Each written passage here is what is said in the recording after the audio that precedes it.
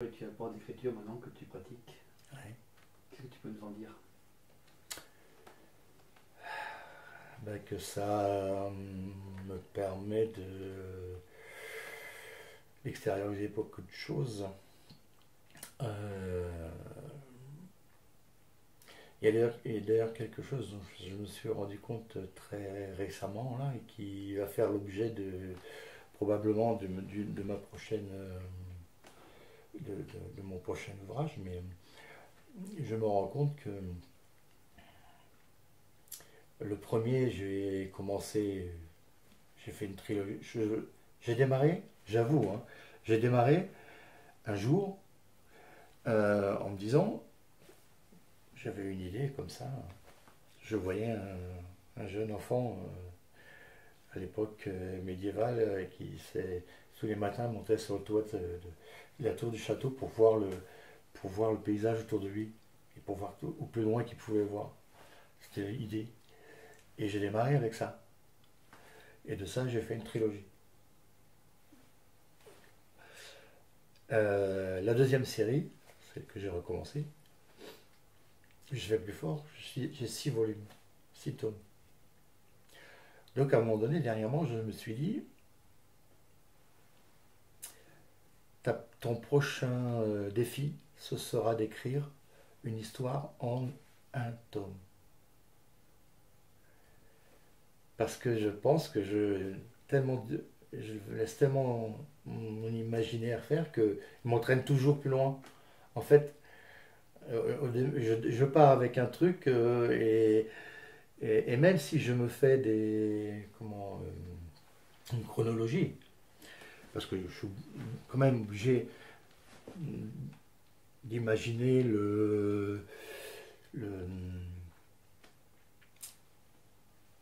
l'ensemble, une vision globale de la chose, où on est, comment on fait, etc. Donc je me fais une chronologie pour pas partir dans n'importe quel sens, parce que je me connais un peu, après je parle dans tous les sens. Mais au fil de cette chronologie,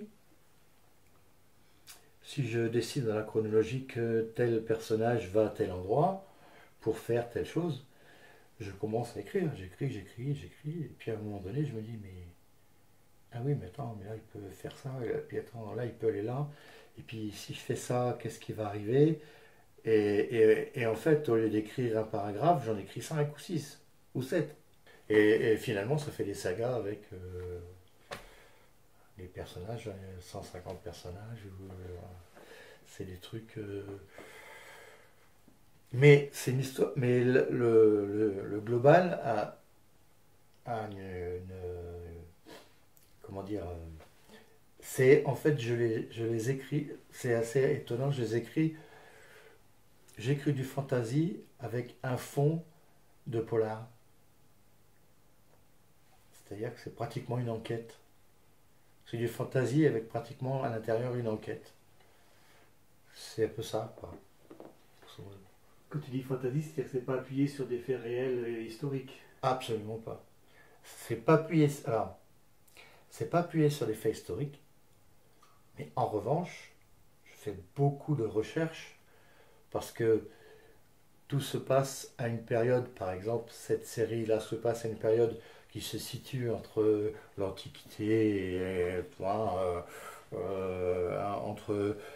moins 1000 et plus 500, on va dire, grosso modo. C'est à peu près comme ça que je le définis. Mais en fait, ça peut être n'importe où, n'importe comment.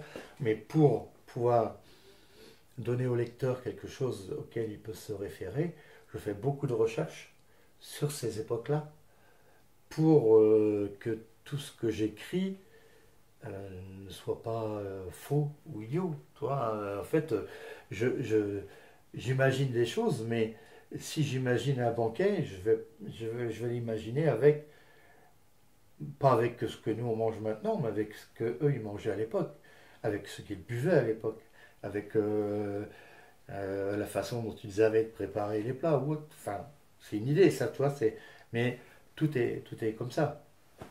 En fait, je fais beaucoup de recherches. C'est pas basé sur les faits réels, mais tout ce que je mets dedans qui fait référence à ces époques-là, c'est des recherches que j'ai faites pour euh, donner du poids, du corps à mon écriture. Est-ce que tu peux nommer ta trilogie et ta double trilogie? Comment ça s'appelle? Ma trilogie s'appelle l'Arborum. Et la nouvelle série s'appelle Les 12 royaumes de Tandor.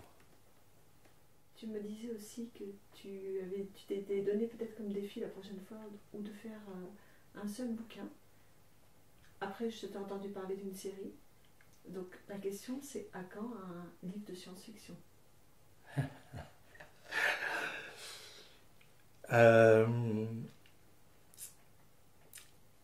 Paradoxalement, je suis moins à l'aise à essayer à imaginer de la science-fiction qu'à imaginer de la fantasy. Alors, pourquoi je ne sais pas, probablement que mes lectures, parce que j'ai lu énormément. J'ai toujours lu beaucoup. La plus grosse partie de mes lectures, c'était de la fantasy. Mais j'ai aussi lu de la science-fiction. Euh,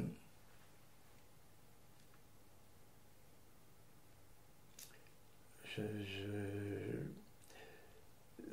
je ne sais pas pourquoi j'arrive. En tout cas, je ne me sens pas du tout à l'aise à écrire de la science-fiction. Et pourquoi alors là, c'est un gros mystère parce que j'aime autant ça que l'autre, mais je ne suis pas aussi à l'aise. Euh, Probablement que il y a un côté où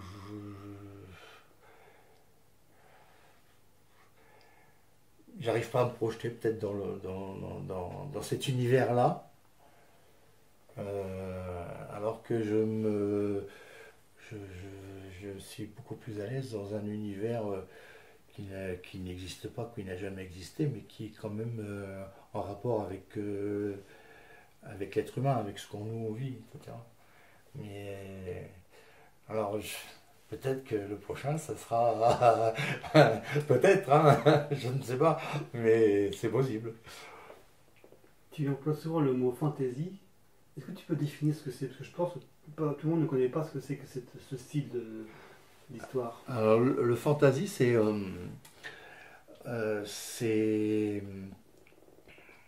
comment je pourrais, plutôt que de décrire, je vais donner quelques exemples. Par exemple, c'est le Seigneur des Anneaux. Voilà, ça c'est typiquement fantasy. Et il a été un des premiers précurseurs à écrire du fantasy, le style qu'on appelle maintenant fantasy. Euh, Il y a Les Chevaliers d'Émeraude, Eragon, tous ces films-là sont des films fantasy qui ont été faits à partir de livres. Et c'est le fantasy, c'est de l'imaginaire, mais avec un côté euh, peut-être euh, magique, magie, sorcellerie, euh, créatures, complètement fantasques le dragon, c'est typiquement la créature fantasy, le dragon. C'est en fait, c'est un terme qui est apparu il y a pas si longtemps que ça, on va dire par rapport à l'écriture. Je pense qu'il y a 15 ans, on ne parlait pas de fantasy. Maintenant, on en parle puisque ça a été défini comme ça, quoi. C'est un style. Ça t'a pris quand de vouloir écrire? Et est-ce que c'est. Enfin voilà, ça t'a pris quand de vouloir écrire? Alors, il y a longtemps que j'y pense. Il y a longtemps que j'y pense, mais comme ça revient régulièrement, le manque de confiance me bloquait un peu. le manque de temps aussi, puisque quand même à la fin de ma carrière, j'étais comme directeur technique, j'avais quand même un gros boulot, donc j'avais pas le temps à ça. Et en fait, quand j'étais à la retraite, je suis arrivé ici, parce que j'avais décidé que la retraite, je descendrais dans le sud. Hein. Je suis arrivé ici, et 6-8 mois après, être arrivé ici, après m'être posé, après avoir posé mes valises, comme on dit, j'ai commencé à laisser divaguer ma pensée. Et puis après, je me suis mis un défi à un moment donné, quand j'ai eu cette idée du gamin. Je sais pas, je le voyais très bien, ce jeune homme là, qui montait sur le toit et qui essayait de voir au loin tout ce qu'il pouvait voir, parce que. Et de là, bah, ce sont les premières phrases de la trilogie. C'est ça. Et ça m'a pris ici, quand je suis arrivé ici, il y a 4 ans et demi à peu près. Et j'étais pas certain de pouvoir écrire un chapitre, et puis finalement, j'ai écrit une trilogie complète. Donc, voilà. Et par rapport à cette écriture, tu as gardé, tu as pris quel nom, tu as ton nom? Non, j'ai pris un nom de plume, ce qu'on appelle un nom de plume. J'ai pris Alexander Reit. Donc, je voulais un nom qui soit un peu court. Et puis qui ne soit pas très commun. Bon, je pensais à ça, je me suis dit, bah, écoute, ça sonne pas mal. Ça sera ton nom de plume, voilà. Ce nom de famille Reit, t'es venu comment? L'idée Reit, tu l'avais entendu Non, je l'ai inventé comme j'invente tous les noms de mes romans. Parce que dans mes romans, il y a à peu près 150 personnages dans le premier, dans le deuxième, il doit y en avoir 200. Tous les noms, je les ai. Alors les prénoms, non. Parce que les prénoms, je cherche des prénoms qui soient des prénoms de cette époque-là, mais tous les noms sont inventés. Tous, sans exception. Les noms, pour écrire, je me fais même des cartes, hein, que je renomme complètement, voilà. La dernière série, la carte doit être l'équivalent d'à peu près l'Europe, grosso modo. Hein. Et tous les noms de villes, tout est renommé, tout est modifié. Enfin, je ne prends pas la carte de l'Europe comme ça, je prends une carte et je définis voilà, d'où le nom des 12 royaumes, parce que voilà.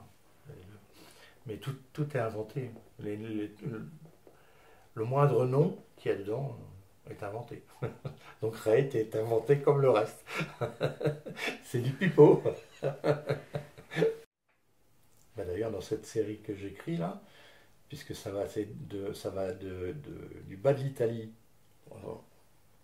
C'est pas ça, puisque c'est un monde qui n'existe pas. Hein. C'est ça la fantaisie. Mais ça serait équivalent du bas de l'Italie à l'Antarctique. Donc il y a forcément dedans des choses qui sont différentes. Et on se déplace dans l'Antarctique à traîneau et avec les chiens, etc. Dans le sud, on se déplace et ils n'ont pas les mêmes habits non plus. Dans le sud, on a des habits de soie, des habits fins, raffinés, alors que dans l'Antarctique, on a des habits de fourrure. Enfin, tout ça, ce sont des contextes dont il faut tenir compte quand on écrit, quoi.